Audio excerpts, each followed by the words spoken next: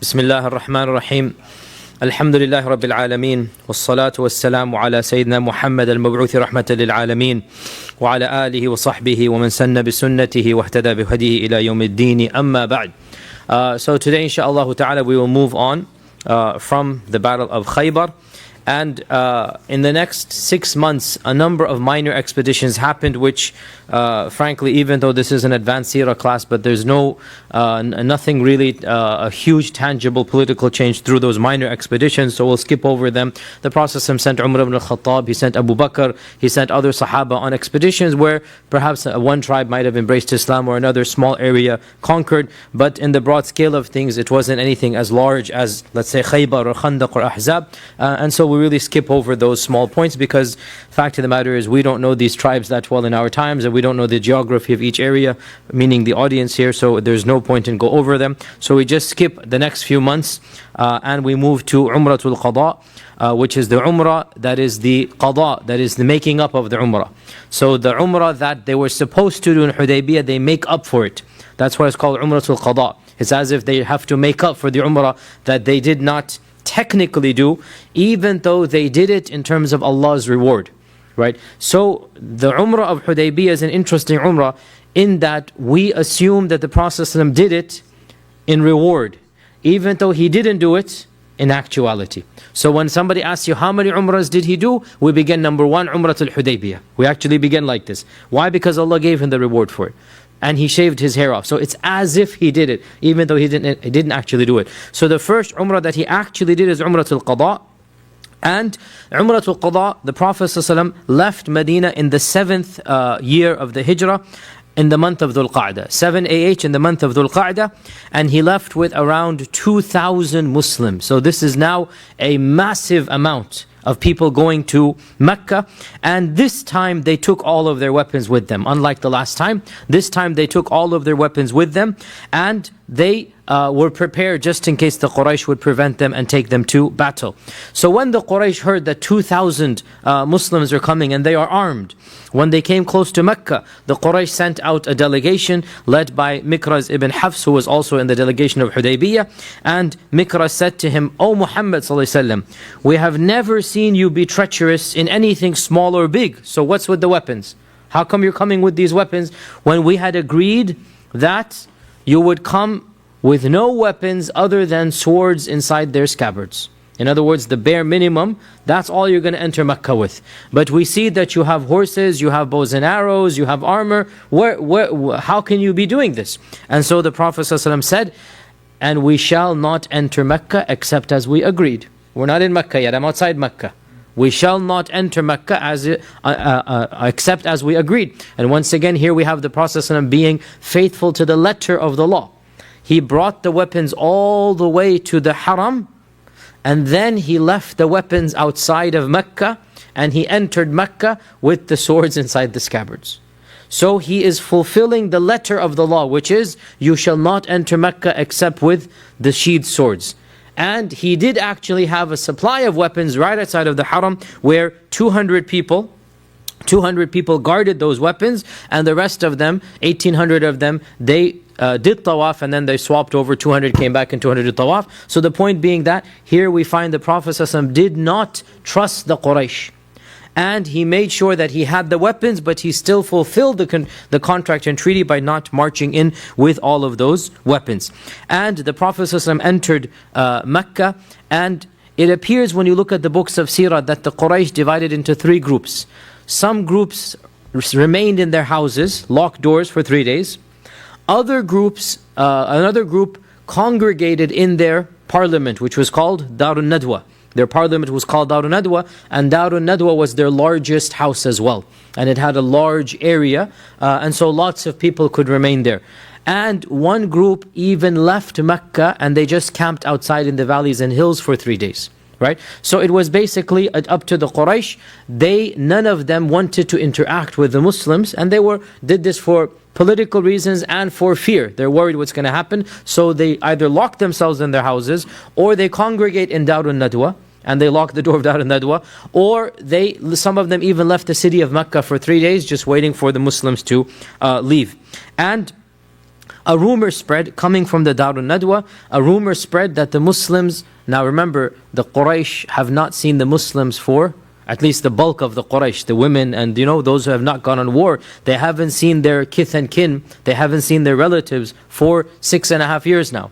Right? They haven't seen them, and this is a long time, especially back then when family lived together. They haven't seen these people. And so one of them spread a rumor, oh, the Medina has harmed them and they've come back weaklings.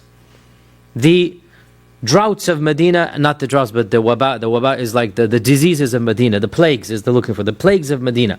Now remember, Mecca was a sparse climate, very little greenery, so it was a harsh climate, but there wasn't much, because of the harshness, there wasn't much disease. Medina has water, Medina has agriculture, Medina has cultivation, so they have a whole different type of diseases in Medina. And if you remember, when the Sahaba migrated to Medina, they all fell sick.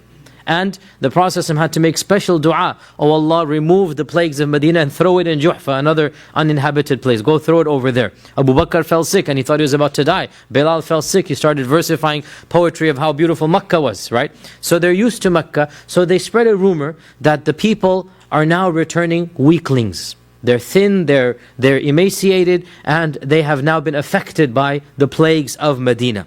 When the Prophet ﷺ heard this, he commanded the Muslims with many things. First and foremost, to raise their voices with talbiyah, out loud. Secondly, to show their right shoulders, expose their right shoulders. And this was the first time that this sunnah was introduced, that we all know now, that when we do our first tawaf, we expose the right shoulders. That only for the first tawaf, we expose the right shoulders. And thirdly, he said that they should walk around tawaf, the first three, with raml, which is almost a run. It's a brisk walk, which we all know from the books of fiqh. We know how it does. We can never do this when we do tawaf because there's always rush there, right? But imagine there was no rush. Then the Prophet ﷺ and the Sahaba, they were almost running. And there's a walk that you do that is basically as fast as you can walk, but you're not quite running. You're not quite sprinting, but you're walking as briskly as possible. And that's what the Sahaba and the Prophet ﷺ did. And this is what is called the raml, that they were walking as fast as they could. And they did this for the first 3 rounds. And when the Quraysh saw this, they said, Wallahi, there's nothing wrong with them. We've never seen them to be more energetic than this. And truly, it must have been an amazing sight for the Quraysh to see. Imagine, for the first time in history, 2,000 Muslims are around the Kaaba. Never before has this quantity come in the history of mankind. Remember, right? No doubt in the time of Ibrahim and others, you probably had, him and Ismail, and maybe if there would be 2-3 other people, right? Then after this time, where were the Muslims coming in mass congregation, right? And the Quraysh had their Jahili practices. Some were doing tawaf naked, some this, some that. The first time in history where we see what we see to this day.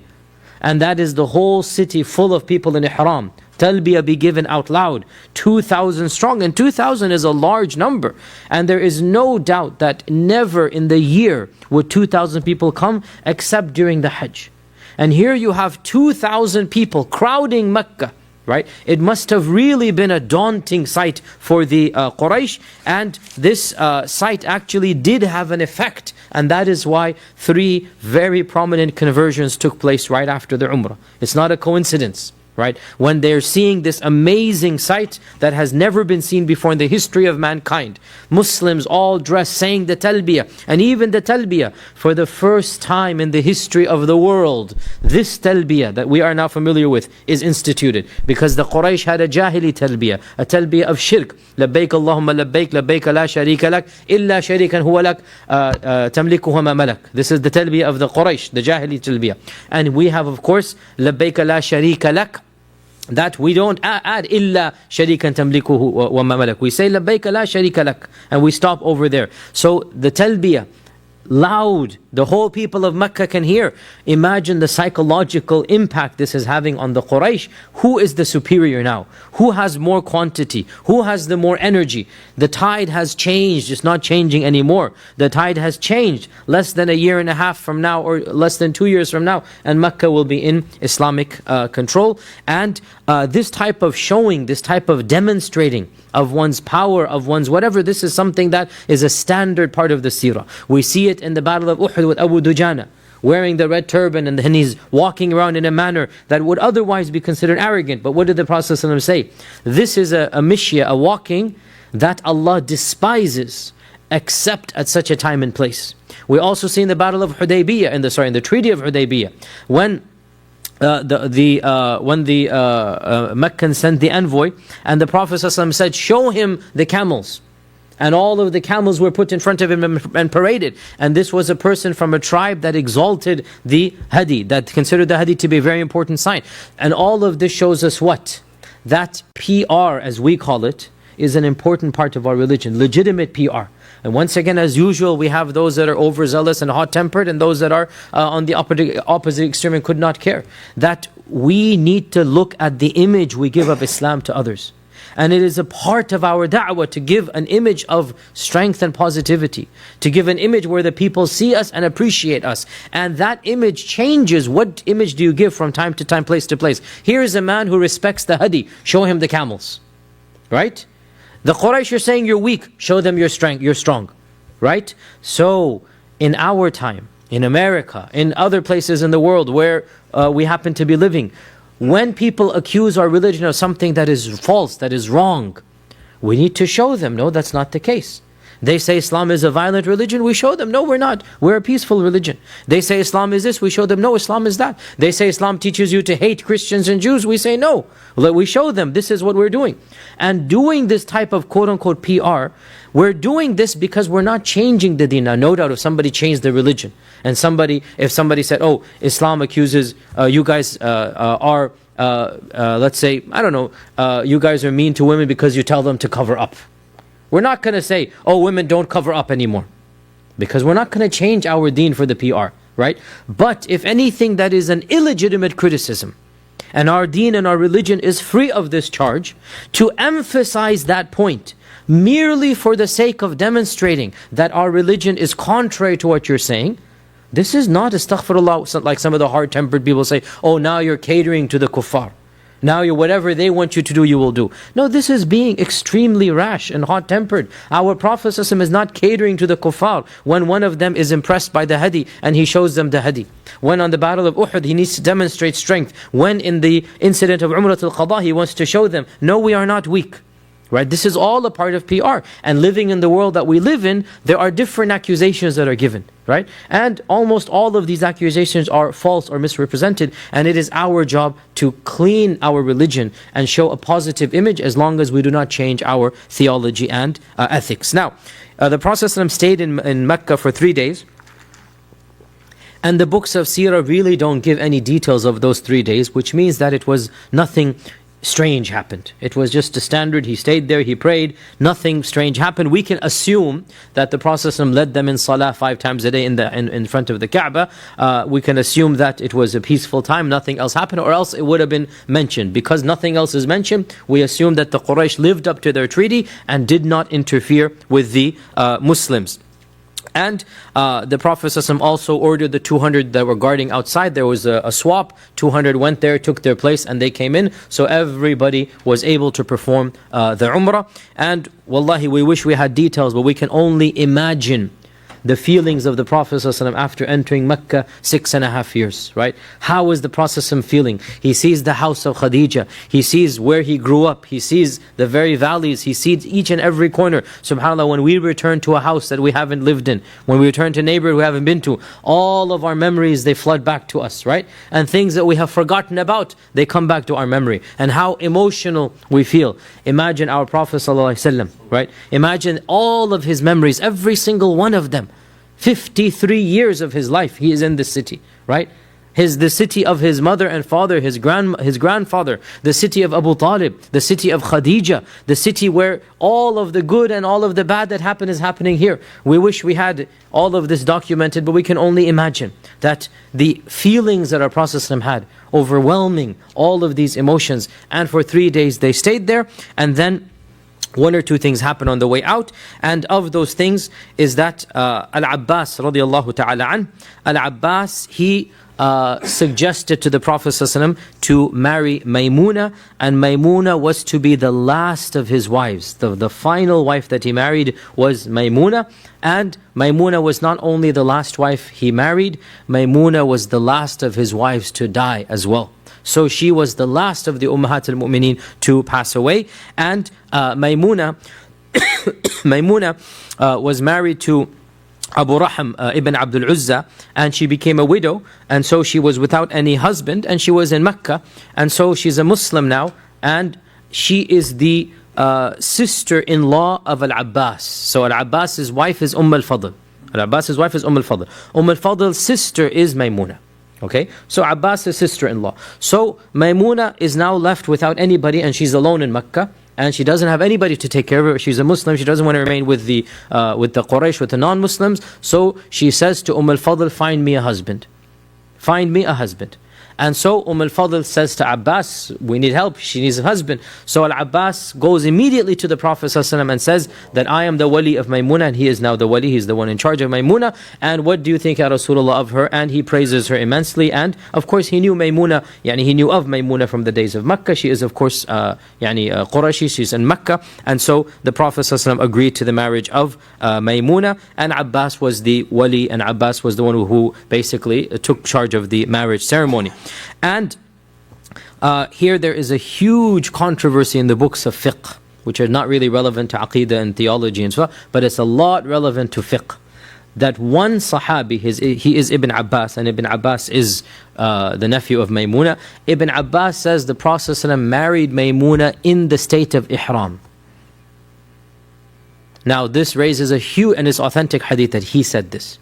This raises a huge controversy because technically you're not supposed to get married. Now when Ibn Abbas says he got married, he meant the nikah contract, right? By unanimous consensus, the marriage was not consummated except outside of Mecca, not even inside of Mecca, because of what we'll talk about right now.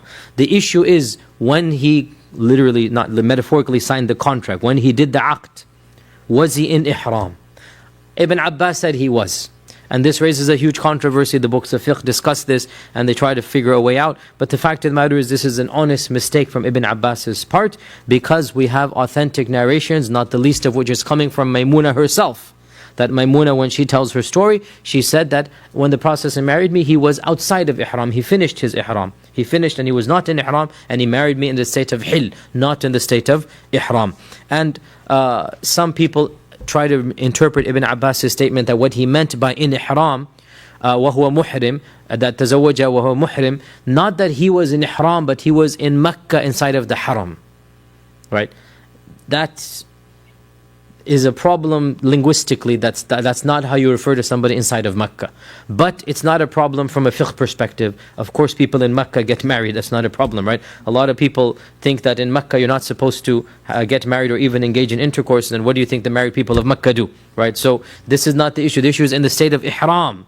You're not supposed to get married in the state of ihram. But obviously outside of ihram, this is completely permissible. So the majority position, and it's a related fiqh issue, the Prophet did not marry Maymuna except after the ihram finished, and he was in the state of hil. Now, he marries Maymuna, and it is now the third day. And he has not yet consummated the marriage. The Quraysh come... Excuse me, sorry. The Quraysh come, and they say 3 days are up. 3 days are up. And so the Prophet ﷺ tries to renegotiate with them, and he says, فَهَلَّ عَلَيْكُمْ, what is the matter? And it's an expression in which English would be like, is it really a big deal if I stay a little bit longer? Would it harm you if I stayed a little bit longer? I just got married. Let me enjoy the marriage. Let me be a married man. Let me be a groom amongst you. And tomorrow we can have a big feast. Come and enjoy food. Literally he said, come and we will have the feast tomorrow. Right? Now subhanAllah, this he's offering them a celebration. And he's saying, we'll have a huge celebration. You guys come as well and you enjoy the food here.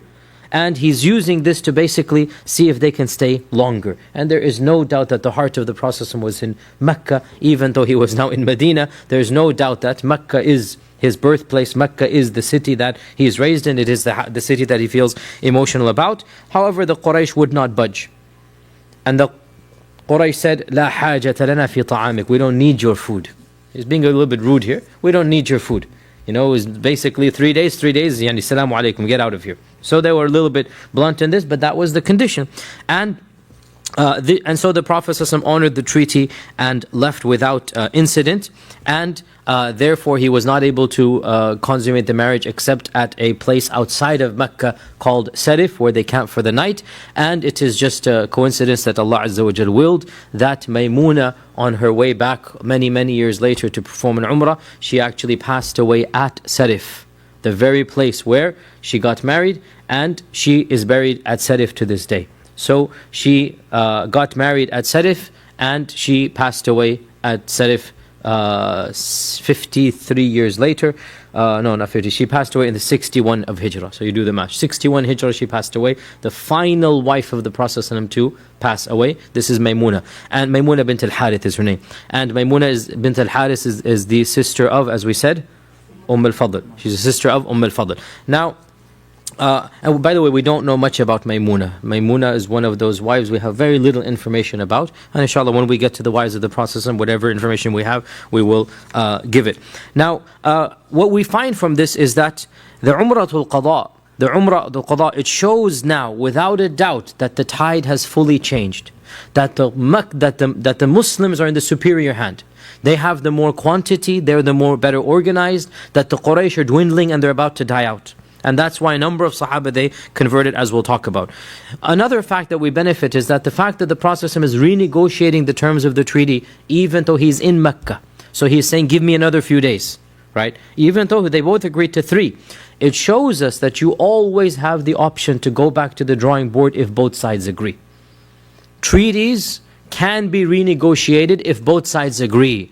If they don't agree, then you have to stick by the treaty. So this clearly shows us that the treaty was clear, 3 days.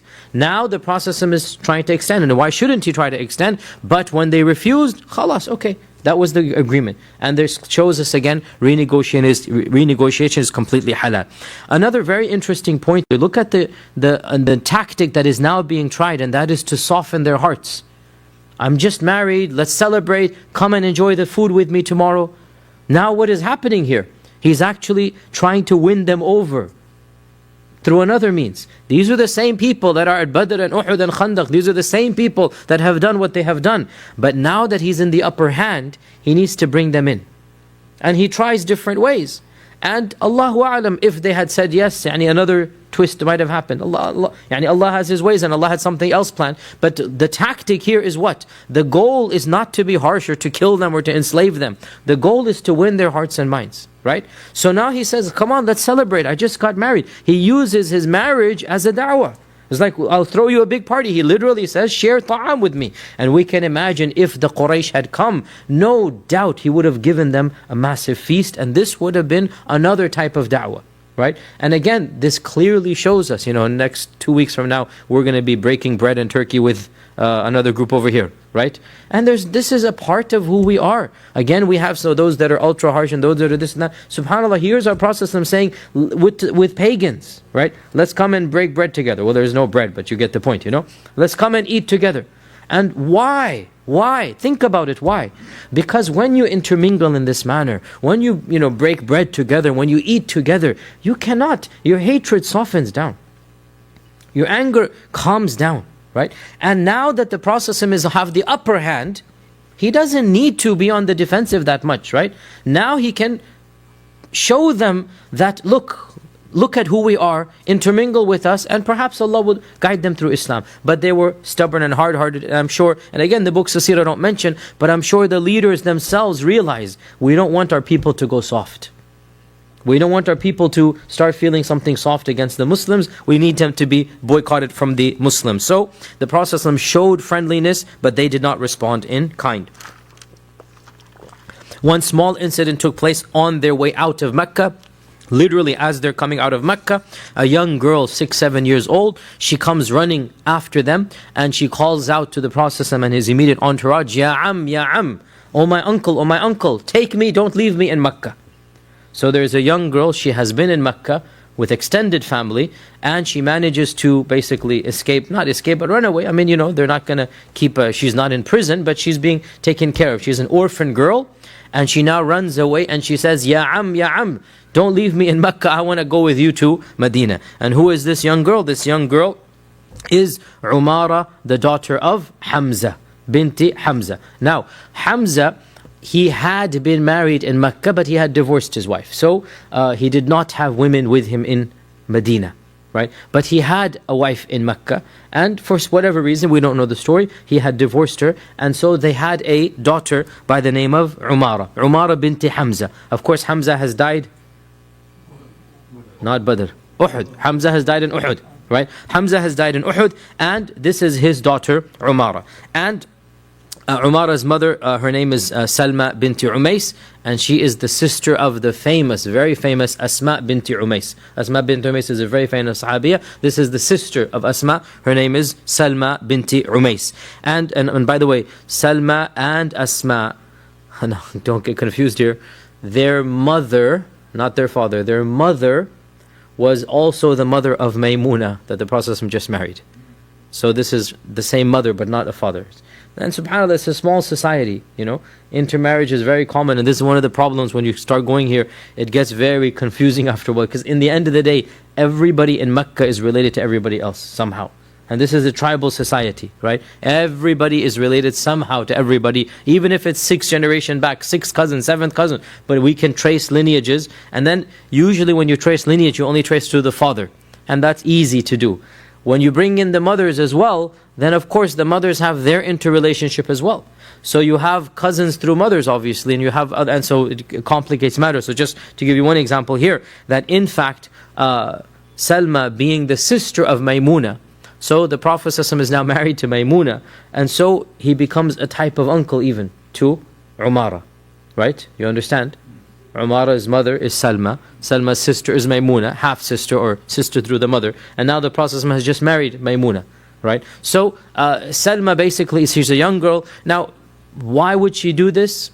Obviously, we're reading in the books of Seerah don't mention, but they don't need to mention. She's a young girl, but she'd rather be with the Muslims than with the pagans. It's very simple. Right? She does not want to be raised by extended family, by her relatives in Mecca. She wants to be with the Muslims. And it's really amazing that a young girl, how has she heard of Islam?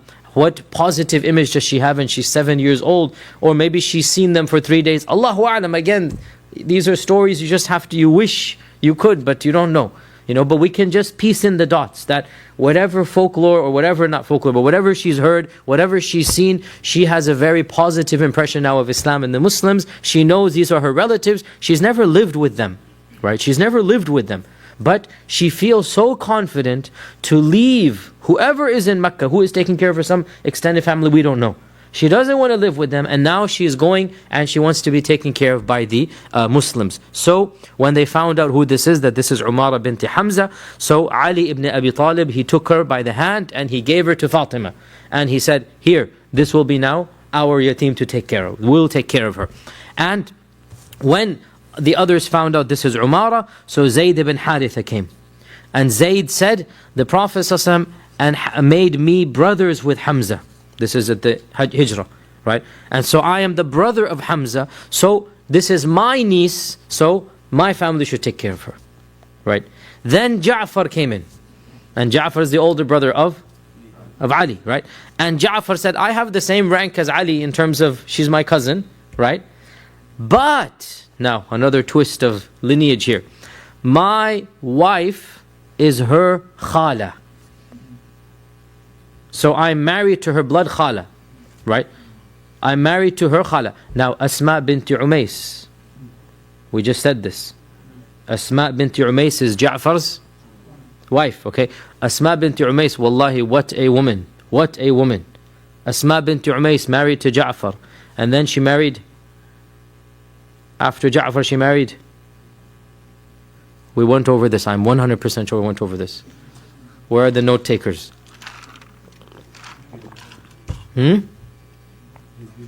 He's busy writing. Abu Bakr as-Siddiq. And then after Abu Bakr as-Siddiq, who did she marry? Ali ibn Abi Talib. So she's married to Ja'far and Abu Bakr and Ali, right? And this is Asma bint Umays. So Asma bint Umays right now is with Ja'far, okay? And as we said, her sister is Salma, and Salma's daughter is Umara. Is that clear now, right? So Ja'far said, not only is she my cousin, I mean Hamza is my uncle, she's the daughter of Hamza, my wife is her khala. So now the three of them began disputing. Who should take care of this orphan? And it becomes heated, that each one is saying, I have the most right. And it is amazing, wallahi, what 10 years of Islam has done to the status of women. When 10, 15 years ago, nobody would have wanted this girl. Nobody would have wanted to take care of this girl. She's a girl. End of story. You don't want to take... She would have been lucky if she had remained alive, right? Ma'udatu su'ilat. Now she's coming as a yatima, as an orphan, and each one of them wants the sharaf to take care of her. And they're having a bit of a, fight, verbal, that who's going to take care of her. Each one of them is bringing his merits, that I am more qualified, I have more right, this is my yatima, because who takes care of the yatima? The closest relative. The closest relative. So all three are saying, I have the most right. And so the Prophet ﷺ had to get involved. And this is very sensitive, because no doubt whoever you decide, the other two are going to be hurt, right? And so he begins by praising all three of them. All three of them, he brings their maqam very high up. And so he says to Ali ibn Abi Talib that, Anta minni wa ana minka. You are from me and I am from you. And this is a fadila that we give to Ali ibn Abi Talib. As I had said a few days ago, every blessing for Ali and the Ali Muhammad, we give it whatever the Quran and Sunnah gives it. We don't have any problem with this. And our Prophet ﷺ said to Ali, Anta minni wa ana mink, that you are from me and I am from you. In other words, you have a maqam and a fadila. We were raised together in the same household, that I took you in. Now you're married to my daughter, right? And so many other things that are similar. I am from you, you are from me. And then he said to Zayd that, Zayd, you are our brother and our protector, our Mawlana. Anta akhuna wa Mawlana, right? And again, this is to calm him down. Even though Zayd was actually the adopted son, now he's not the adopted son. So now he's saying, Zayd, you are my brother. And subhanAllah, even though the relationship had been father and son, right? But now he's saying, you are my brother. And you are my Mawlana, meaning the one that I turn to for help and comfort, you're my Mawlana. And then he says to Ja'far that, oh Ja'far, you resemble me the most physically and in manners. And Ja'far was, remember, older than Ali. And Ja'far and the Prophet had, I think, was it 10 years difference or 8 years difference? Like Ali and him had a 30-year gap, right? But Ja'far is much closer in age to the Prophet. And they both were raised in Abu Talib's house, right? So he has a very different relationship with Ja'far than he has with Ali, right? And so he says to Ja'far, you resemble me in looks and in manners. So he calms all of them down. Look, I'm not being biased against any of you. Then who does he decide to give it to? He says, Ja'far, she is yours because al-khalatu bimanzilati al-um. Al-khala bimanzilati al-um. That the khala, the mother's sister, is the same as the mother. She will take the status of the mother, right? And so he gave the daughter Umara over to Ja'far to take care of. And from this long fiqh discussion, which is not relevant to this class, but these are the ahadith that fiqh is based upon, right? That when a person is an orphan, when a young child is an orphan, who has the privilege to take care of him? Is it the khala or the amma? The amma is the father's sister, right? So three of the madhahib say the khala takes precedence. And one of the madhab says, no, the amma takes precedence, right? So again, there's a bit of a tension here, and it goes back to this. Those who say amma, they bring their evidences. Of them is inheritance, for example, because the khala does not inherit, whereas the amma inherits, right? So they have their evidences, right? And then the other three madhab say, no, inheritance is separate than child custody, or child custody is completely irrelevant to inheritance. So they have their evidences, but this is a crucial hadith, that because Umara's amma is... Now who can quickly tell me who is Umara's amma? Safiya, very good. Umara's amma is Safiya, and Safiya is alive right now, right? But she's not handed over to Safiya. Okay, she's handed over to Asma, and Asma is her khala. So again, this is a fiqh point, not really to our class, but you see where fiqh comes from then. That these are the types of things that we can decide fiqh from. But the Prophet is also a cousin, so that's why she's coming. She knows this is my family here, and she's saying, "Oh, uncles, come and take me." So the point being that, subhanallah, wallahi, it's amazing how Islam changed the mentality of the people now. That instead of a girl being despised, now she's a girl and she's an orphan, and Islam has put into the heads of every one of us, we should take care of orphans.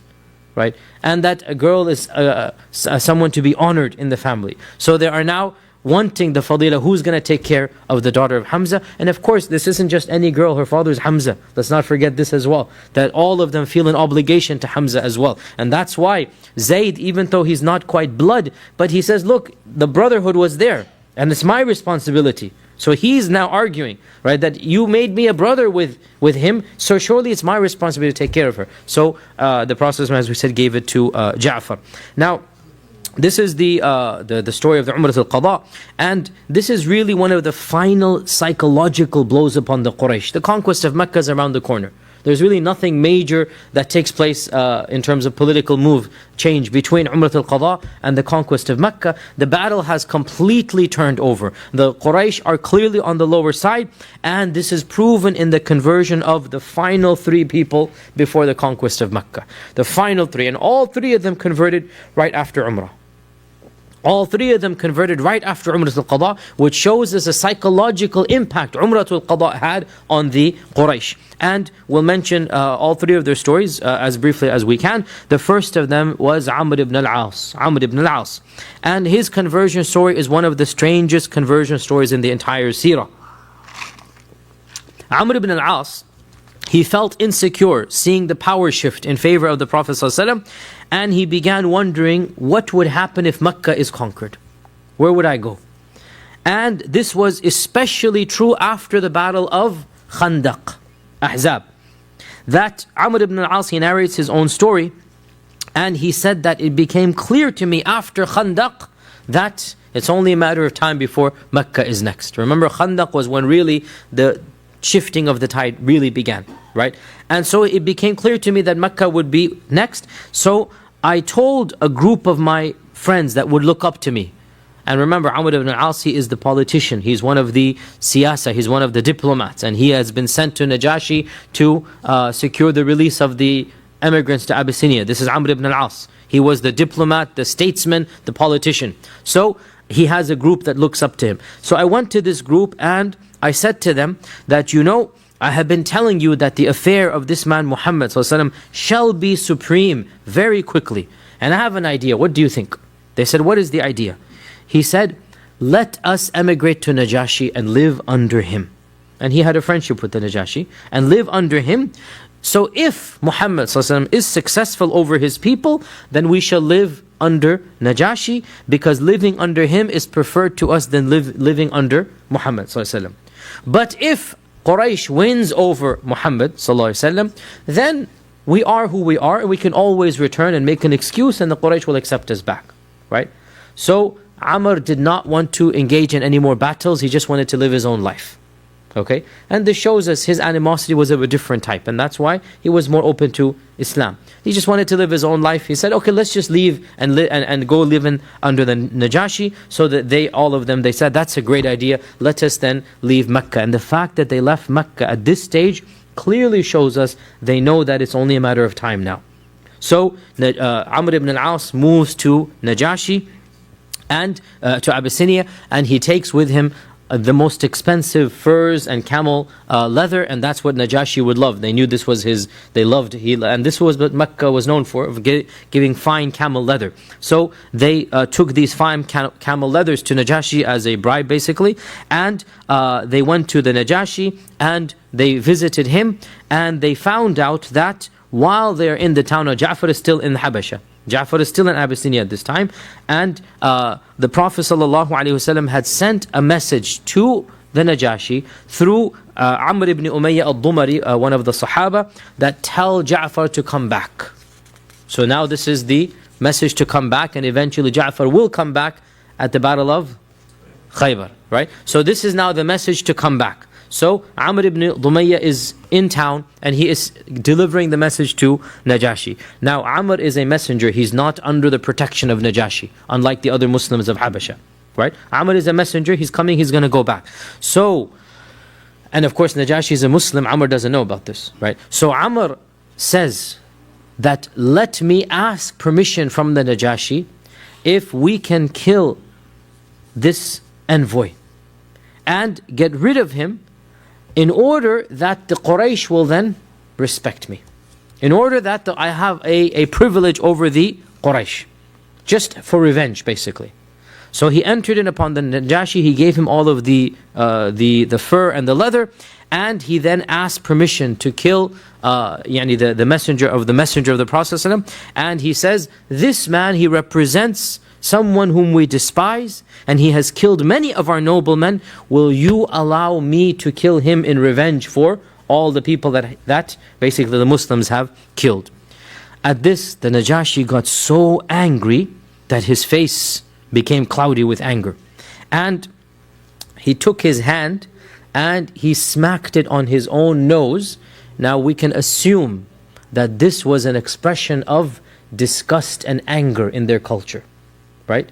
That we can assume that this is something that is expressing extreme revulsion.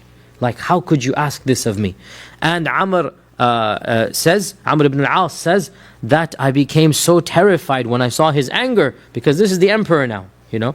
At that I thought, I wished the earth would just open up and I would just be swallowed, that I didn't have to now, see what is going to be next. And as soon as he sees the anger, Amr, falls down and says, I'm sorry, I did not know you would get so angry, and if I knew you would get so angry, I would never have asked this of you. And the Najashi says that, do you ask me to hand over to you the envoy of the one whom the Great Spirit descends upon? An-Namus al-Akbar. You want me to hand over his envoy to you? The same spirit, the Namus, that came to Musa. And you want me to give him to you so you will kill the envoy of this man? And Amr kept on excusing himself, pardoning himself, asking for forgiveness. Then the Najashi said, and Najashi and Amr had a relationship. Remember, even in the seerah, he was the one that came a few years ago, 7 years ago, and 7 or 8 years ago now, and told the Najashi to send them back. So they have some relationship. So the Najashi says, Ya Amr, wayhak, woe to you. Obey me in this regard and follow this man. For wallahi, this man is upon the truth. And for sure he will be victorious over his enemies, just like Musa was victorious over the Fir'aun.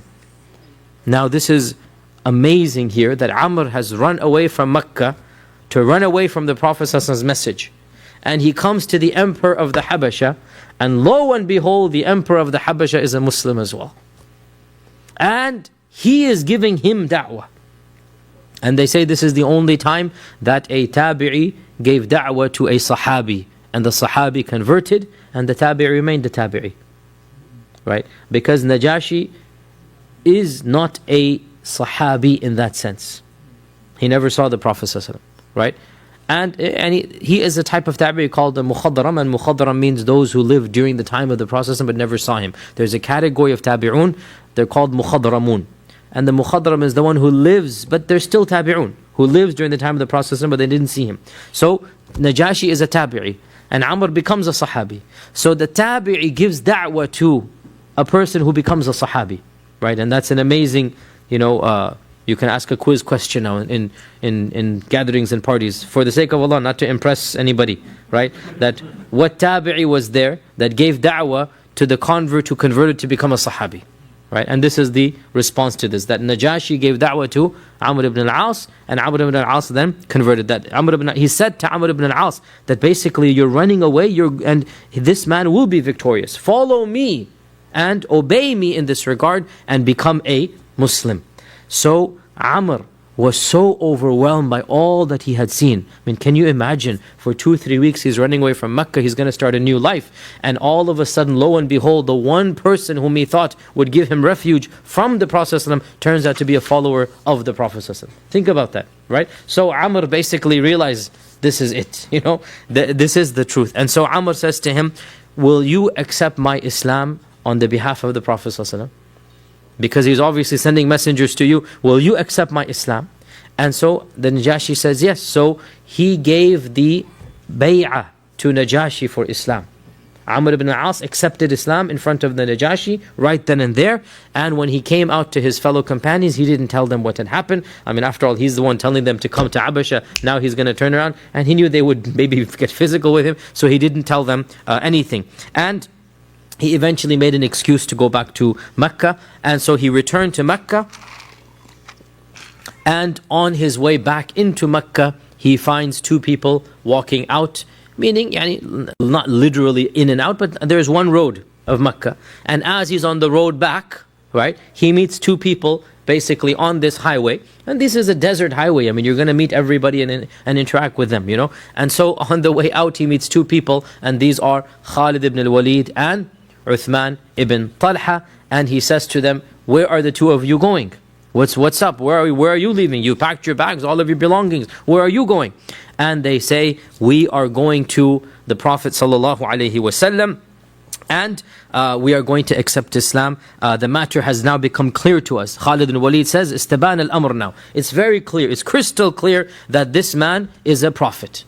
And I am going, wallahi, to embrace Islam. For how long? Ila mata. Listen to what he said. For how long are we going to deny this? Right? So Amr ibn al-As said, wallahi, that is exactly why I have come back to Mecca. Right?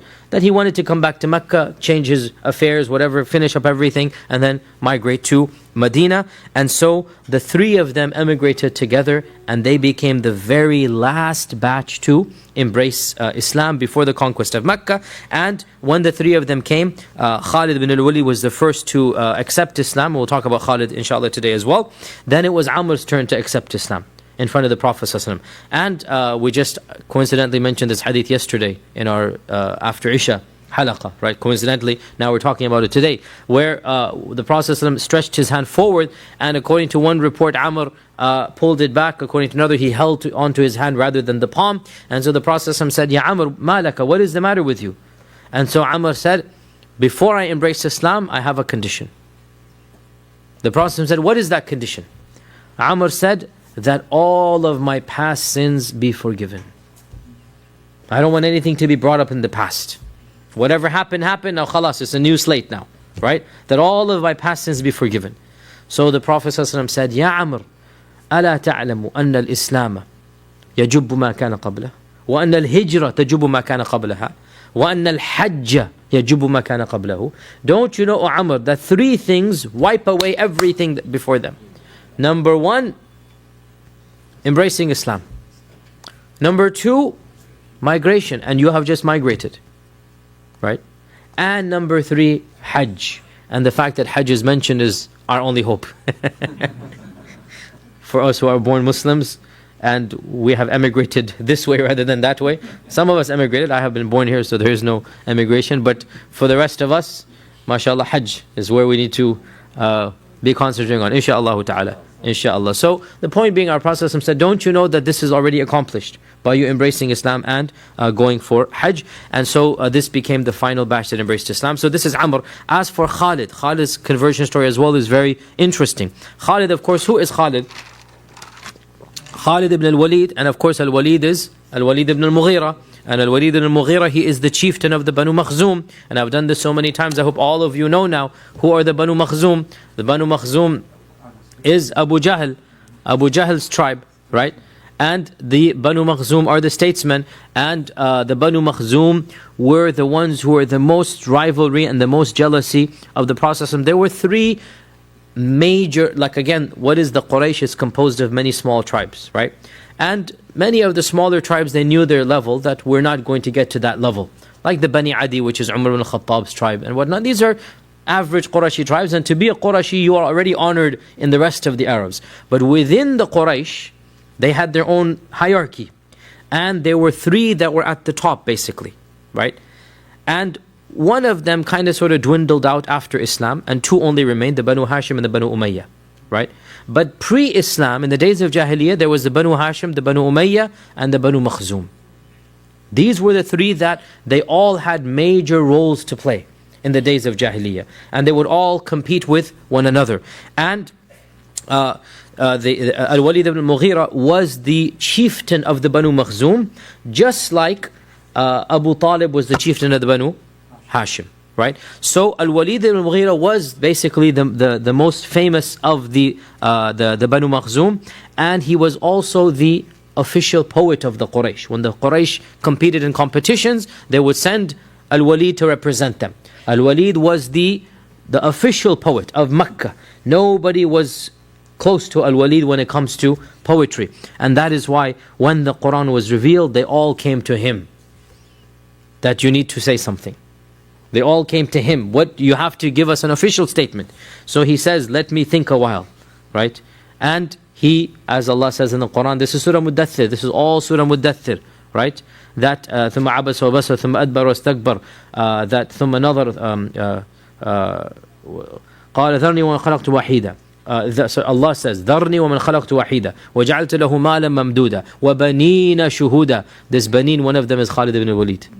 He is referenced indirectly in the Quran, right? وَبَنِينَ شُهُودًا, many children. One of these children is Khalid ibn Walid, right? وَمَهَدْتُ لَهُ تَمْهِيدًا ثُمَّ أَطْمَعُ أَزِيدُ كَلَّا إِنَّهُ كَانَ لِآيَاتِنَا عَنِيدًا إِنَّهُ فَكَّرَ وَقَدَّرَ.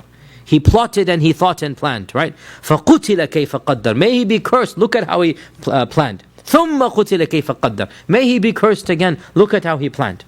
Meaning, he had an evil agenda. When he was asked, what will you say about this new Quran, this new revelation? He plotted and planned, and Allah describes his emotional state of mind, his psychological state, and his physical state, walking about in the house, right? All of this in the privacy of his house, Allah revealed it in Surah Muddathir. In Wallahi, one of the most eloquent passages of early Makkah. Surah Muddathir, if you read it, it's so powerful, so... we shouldn't say the Quran is poetic because it's not poetry, but there is some rhythm and rhyme in Muddathir that is very unique, right? So Allah subhanahu wa ta'ala exposed Al-Walid ibn Mughira in this manner. Al-Walid is the same one. عَبَسَ وَتَوَلَّى أَنْ جَاءَ الْأَعْمَى وَمَا يُدْرِيكَ لَعَلَّهُ يَزَّكَّى أَوْ يَذَّكَّرُ أَمَّا مَنِ اسْتَغْنَى. As for the one who thinks he has everything, this is Al-Walid, right? So when Ibn Maktoum came, the Prophet was speaking to Al-Walid, right? And Al-Walid was a nobleman who, no doubt he was an enemy, but he was not a vulgar enemy like Abu Jahl. He was an enemy that was attracted a little bit. And that's why he was listening to the Prophet ﷺ. And that's why the Quran affected him, as we learned from the Quran as well. And that's why when the Prophet ﷺ was giving him da'wah, he was so hopeful. Then tip, Ibn Maktoum comes along, right? With the staff. And then Al-Walid says, you want me to follow a religion where these are your followers? Thanks, but no thanks, basically, right? And that's when Abasa wa Tawalla and Ja'al A'ma. That the Prophet ﷺ felt he's so close, but he wasn't close because he had kibr. But he felt he was so close. So that's when Abasa wa Tawalla was revealed. In any case, all of this is Al-Walid. Al-Walid's son is Khalid ibn al-Walid, and Khalid ibn al-Walid, of course, was raised in the lap of luxury and the lap of horsemanship and the lap of being trained by the best trainers, because his father is the chieftain, so he learns the arts of war. And he did not participate in Badr because he was on an expedition, but after this he participated in every single battle, and in every single battle he caused the most damage. We know what happened in Uhud. It was Khalid ibn al-Walid. In the battle of the Khandaq, Khalid was one of the very few people who actually broke through the defenses, made it into Medina. He jumped over the trench with a small group, made it into Medina, then he was surrounded, and so he then wisely retreated. But he actually broke the defense mechanism. And Khalid was also the one who was sent to Hudaybiyah to block the Prophet ﷺ, and the Prophet ﷺ outmaneuvered him once again, right? And this, by the way, this little point here, that the Prophet ﷺ outmaneuvered Khalid in Hudaybiyah, it clearly shows that he was the better military commander, obviously, because he has Allah on his side, right? That he was the better military commander, that the Prophet managed to outmaneuver Khalid and still camp at Hudaybiyah. And the story of Khalid's conversion is mentioned by Khalid himself in the first person, and Ibn Kathir and others, they narrate this in their history, that Khalid says that when Allah wanted good of me, He threw the love of Islam into my heart. And I said to myself, I have witnessed all of these battles against Muhammad ﷺ, and every time I have participated, I have sensed that I am being turned away, that something is beyond me. I have sensed something supernatural, right? And that Muhammad ﷺ shall be victorious. Then the final straw was at Hudaybiyah. When I met him at Asfan, and I was prepared to charge, but it was as if he sensed us. And even in the salah, they prayed Salat al-Khawf. When Khalid thought they'll attack during salah. Right? Khalid thought, don't worry. We talked about this, by the way.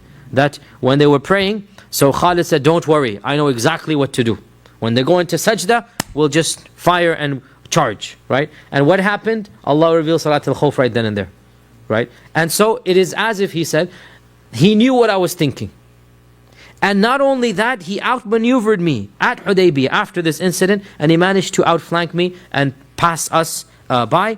And so he said, I realized that this man is protected, that I cannot get to him, and I realized after the Hudaybiyah treaty that he will be victorious. Once again, this is very clear now that the tide is changing. So I thought to myself, where should I go?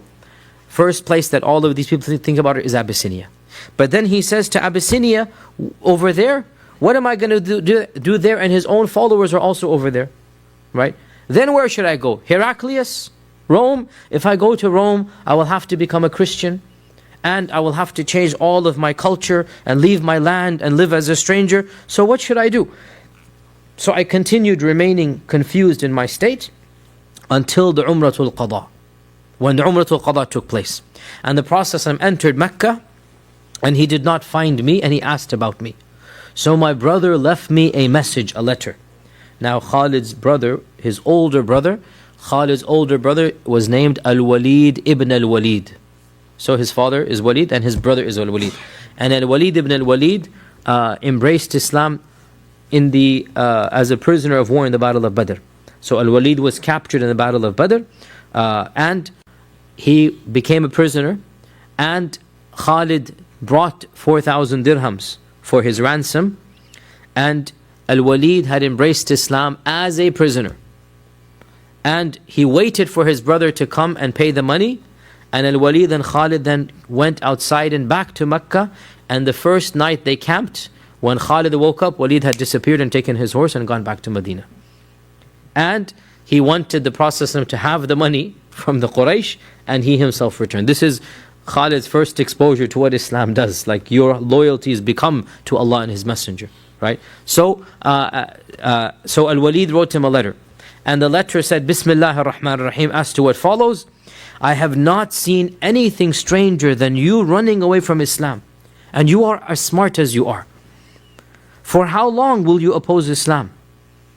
And the Prophet ﷺ asked about you when he came to Mecca, and he said, where is Khalid? And I responded, Allah will bring him.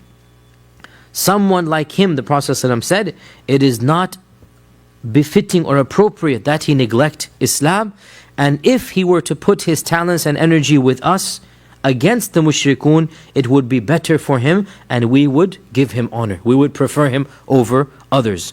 So, my dear brother, make up what you have already passed, because many opportunities have passed you by. Wassalam. Meaning what? You've missed all of these great battles, and I was a part of them, right? Before it's too late, change over, or else everything will be gone. And Allah wanted good of Khalid, so he embraced Islam the very last batch before the conquest of Mecca. So when he received this letter, khalas, he decided, I'm going to embrace Islam. And he thought to himself, who should I go to bring me company, and we go to the Prophet together? So he went to Safwan ibn Umayyah. And Safwan ibn Umayyah, his father had died at Badr, his uncle has died at Badr, but they were friends. So he went to Safwan ibn Umayyah, and he told him, what do you think of embracing Islam? And Safwan said, Wallahi, if I am the last person alive in the whole world I will not embrace Islam. If I'm the only Qurashi pagan left, it doesn't matter, I'm not going to embrace Islam. So he said, I left him thinking this is a man who has lost his relatives at Badr, he's not going to be interested. Then I went to my childhood friend, Ikrimah ibn Abi Jahl. So Abu Jahl and his father are best friends. Ikrimah and Khalid are best friends as well. And they've grown up together. And they are, literally, they are second cousins and they are the best of friends. So he went to his cousin, second cousin, and his best friend, Ikrimah ibn Abi Jahl, and they're of the same age as well. And they're confidants as well. They're basically very close friends. So he goes to Ikrimah and he tells him about his feelings and thoughts. And he says, I feel that I should embrace Islam. Ikrimah panics.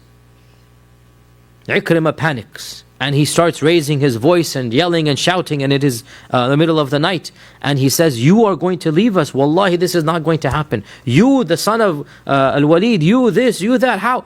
And in the panic, he goes and he calls Abu Sufyan, and he calls others of the seniors of the Quraysh, and they all gather in the house of Ikrimah, and Ikrimah basically spills the beans that Khalid wants to embrace Islam. Now he's surrounded by all of the seniors of the Quraysh. And according to one of the versions of the story, that it actually came to unsheathed swords in front of Khalid. That one of them said, if you embrace Islam, and this is the threat here now, if you embrace Islam, then you're going to have to face this. Now at this point, Ikrimah himself was shocked now. And he said, will you kill him merely because he changes his opinion? Now, Ikrimah then did not want the matter to get violent. Ikrimah just wanted to stop him, but he didn't realize that if you're going to set this in motion, the natural consequence is this, right? So Ikrimah diffused the situation, and Ikrimah told them to go home and he would deal with it, right? So Khalid realized he can no longer stay here. And so that very night, and according to one report, he had also given da'wah to Uthman ibn Talha, Khalid ibn al-Walid. So on that very night when this incident takes place, Khalid and Uthman ibn Talha, they decide to leave Mecca without telling anybody, and they, both of them, basically start walking, and within the next day or so they bump into Amr ibn al-As, who's on his way back from Habasha. And they realize and confirm that all three of them are going to the Prophet ﷺ. Now by the way, Uthman ibn Talha, he is the key holder of the Kaaba, right? The Banu Abd al-Dar, they have the keys of the Kaaba, right? And the keys of the Kaaba is a great honor to have, obviously, and this is the one who is in charge of the keys. And so Uthman ibn Talha also embraced Islam, and the three of them therefore marched into Medina simultaneously. Uthman ibn Talha, the symbolic, basically, one who is in charge of the Kaaba. Amr ibn al-As, the symbolic statesman and envoy and politician of Quraysh. Khalid ibn al-Walid, not just the symbolic, the real military leader of the Quraysh, right? And notice the three things put together here. The Kaaba, the military genius, and the political leader, the statesman, right? This is not a coincidence. Obviously Allah's qadr. This is clearly a sign to the Muslims and against the Quraysh. Your time is up. Your time is up completely. The keys of the Kaaba now, right? Your military genius, your statesmen, they are all leaving, and the three of them, they embraced Islam, and they became the last batch of Muslims whom Allah Azza wa Jalla says in the Quran, لا يستوي منكم من أنفق من قبل الفتح وقاتل أولئك أعظم درجة من الذين أنفقوا من بعد وقاتلوا وكلا وعد الله الحسنى. Not same are those who embraced Islam before the conquest versus those who embraced Islam after the conquest. Those who embraced Islam before are better, and the both of them Allah has promised good. وَكُلًّا وَعَدَ اللَّهُ الْحُسْنَى. Now from this story, both of these stories of Khalid and Amr, we notice so many things. First and foremost, Najashi's love for the Prophet ﷺ, that he gets angry when Amr wants to kill the envoy. And this love, this ghiyara, we call it this protective jealousy, it's a sign of Iman. And I've said this many times, we should not be embarrassed that our emotions are riled up when Allah and His Messenger are mocked, or anything that is done to hurt our image and our faith and our religion. That's where our priorities lie, and we should never be embarrassed of this, right? No doubt we don't get violent, we don't get extremist, but to feel anger.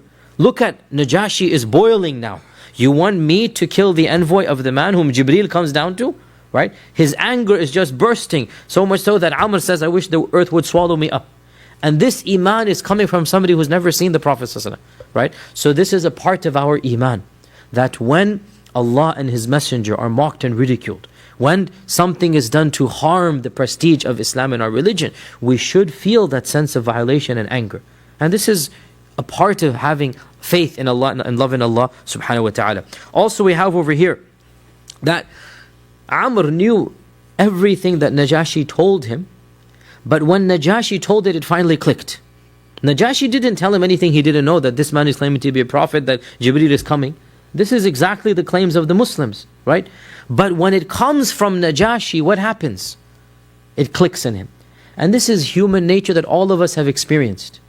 Sometimes the truth depends on who it comes from. And if it comes from somebody else, then it might actually make sense to you, right? I'm going to say something, get into a lot of trouble for this, but husbands, when your wives say something... Understood. Okay, no need to go on. Okay, he doesn't want to be embarrassed. Okay, khalas. Frankly, wives is a two-way street as well, but anyway. Okay, the point being, it's human nature that it doesn't matter if a spouse says it, right? It's human nature. Like, yeah, I want to hear it from somebody else. Okay? And if the same matter is said by a stranger, oh, you know what so-and-so said? Oh, you know what I heard? Honey, didn't I tell you the same thing? Oh, who are you? That guy on the anonymous internet blog site, he said it, right? It's human nature. So here we have again human nature as well. And this shows us, brothers and sisters, sometimes da'wah, you need to think a little bit more broader. That it's good that da'wah is given through different manners and channels and mechanisms and mean. The truth is the same. And we see the same thing, by the way, with Abu Sufyan and the Caesar, Heraclius, the exact same thing. That Heraclius says to Abu Sufyan, that are you, basically, he didn't say this, but I'm saying, are you a fool? He doesn't lie about gold and silver. You yourself have told me he doesn't lie. And now you expect him to lie about God himself? Right? And Abu Sufyan said, that was the first time, Islam became something in my heart. It's the same truth, but it's coming from somebody that you don't expect it to come from. So this is human nature when it comes to da'wah. Also notice over here, the psychological da'wah to Khalid. That the Prophet is mentioning his name, the Prophet is saying, if he comes over, we will honor him. That he realizes it's a big deal for him. And you want to tell him, look, we'll also take care of you. And this is also a part of giving da'wah. Also notice over here, the concern of Amr ibn al-As. And in fact, it is also said that Khalid asked the same condition as well. That is, O Messenger of Allah, can my sins be forgiven when I accept Islam? The concern for Amr. That now, and this shows us genuine iman.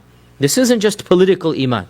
Genuine iman. That he's worried about his sins. Ya Rasulullah, I want my sins to be forgiven now. I want a clean slate to begin with. And this shows us again the maqam and the status of Amr ibn al-As. And the fact of the matter is that a lot of people, astaghfirullah, they talk about Amr in a manner that is not appropriate. Because of what happened afterwards, he did become a politician, he was on the side of Muawiyah, he did what he did. But there is no doubt that he is a sahabi. A companion, a great companion, a companion who embraced Islam before the conquest of Mecca, and a fundamental principle of theology. This isn't history, this is aqeedah. A fundamental principle of aqeedah. We do not speak ill of any sahabi. We don't doubt their niyyah. We can disagree with their fiqh and their political decisions. We don't have to follow every fiqh. Ibn Abbas said X is halal and Ibn Umar said X is haram. Okay, we look between the two of them. We don't have to follow the one over the other. Ibn Umar had this position, Ibn Abbas had another position. Okay, we can disagree. But we never, ever, ever criticize the intention, the niyyah, the Islam of any companion. Even if they commit a sin, we say this was a sin they committed, and Allah Azza wa Jalla, meaning an open sin. It is true, some of the Sahaba did sins that they're not ma'asum, right? Only the Prophet is ma'asum. But we don't doubt their niyyah and their Islamic, their sincerity to Islam. And Amr ibn al-As, we see his sincerity in this one incident. And also we talked 2 days ago about his deathbed, and that's a different story. But when he was dying, the guilt that he was feeling, I don't know what I did, I hope Allah forgives me, that clearly shows a sense of iman. And we conclude by pointing out that the conversion of these three people, and I already explained their symbolic conversion here, that the keys of the Kaaba and that's the religious conversion, right? And Khalid, and that's the military conversion. And Amr, and that's the political, the statesman, he's the envoy, the conversion. So with these people coming, wallahi, it's basically complete. It's a done deal now that the Quraysh are basically about to be completely, wiped out from the political power. And this was a precursor to the next step. There were many other, expeditions as well that took place after this incident. But again, for the purposes of this seerah, these minor expeditions that the Prophet did not participate in, we will simply overlook them, and then inshallah move on in our next seerah to the next topic. And with that, inshallah, jazakumullahu khairan.